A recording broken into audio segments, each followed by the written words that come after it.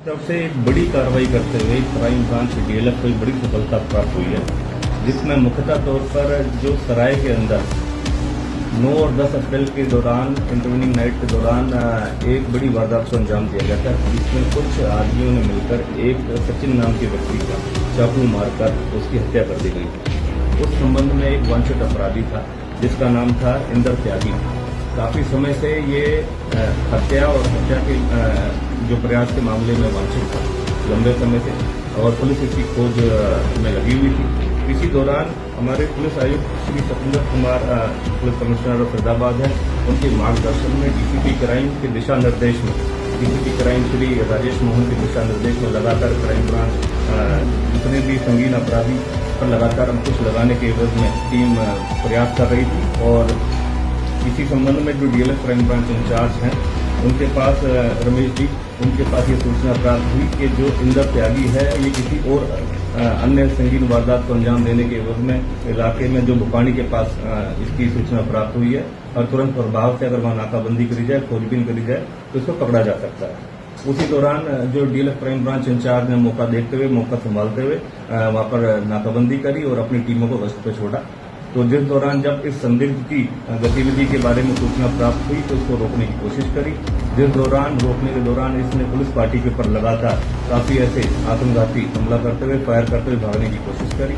उसी दौरान पुलिस ने इसको काबू करने के एवज में वार्निंग फायर देते हुए पहले रोकने की कोशिश करी, लेकिन जिस तरीके से लगातार ये फायर पुलिस की व्हीकल के ऊपर और पुलिस मुलाजिमों के ऊपर फायर कर रहा था, उसमें एक पुलिस मुलाजिम भी चोटिल हुआ गनशॉट इंजरी से।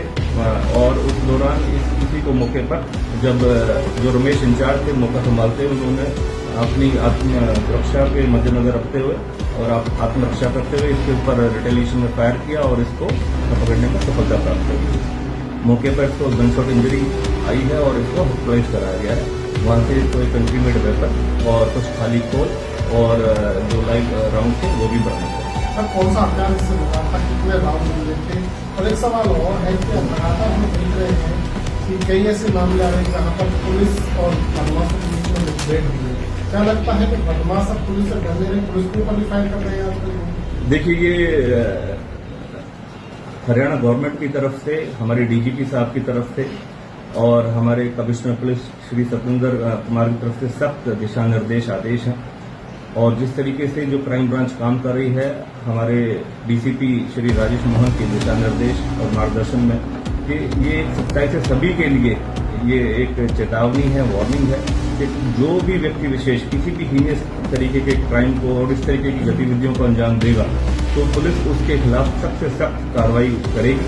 अन्यथा अगर कोई व्यक्ति विशेष अपने आप को ये समझता है कि वो पुलिस के सामने आके इस तरीके की या किसी भी आम जन के साथ इस तरीके की दुष्कर्म करे या अन्यथा इस तरीके की संगीन वारदातों को अंजाम दे, तो पुलिस उसको बिल्कुल कड़ी से कड़ी कार्रवाई करते हुए पकड़ने की कोशिश करते हुए जो सबसे सख्त जो कानूनी कार्रवाई वो करेगी। सर, हत्या करने के पीछे क्या कारण है और पहले भी ये दो मामलों में पुलिस इसको गिरफ्तार नहीं कर पाई? देखिए, ये जो इंदर त्यागी है इसके ऊपर हत्या के प्रयास और हत्या के जो ऐसे कुछ मामले हैं जिसमें ये संदिग्ध था और लगातार निरंतर इस तरीके की वारदातों को अंजाम देता आ रहा था अपने कुछ साथियों के साथ मिलकर। हाल में ये भी इसके बारे में सूचना प्राप्त हुई कि ये कुछ यहाँ पर लोकल गैंग्स के साथ मिलकर ऐसी कुछ उघाई की और अन्य ऐसी वारदातों को अंजाम देने की तैयारी कर रहा था, फिराक में था, निरंतर इस तरीके की प्रयास कर रहा था कि इस तरीके से ये अपना गैंग और अपना इस तरीके से उसका संगठन खड़ा कर सके ताकि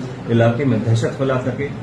जो हमारे क्राइम ब्रांचेस की टीम है लगातार इसको मॉनिटर करने की कोशिश कर रही थी। जो डीएलएफ की क्राइम ब्रांच है फिर आखिरकार उसको सफलता प्राप्त हुई इसको पकड़ने में। तो निरंतर ऐसे लोगों के ऊपर अंकुश लगाया जा रहा है जो गैर कानूनी गतिविधियों में संलिप्त है। हत्या के कारण क्या है?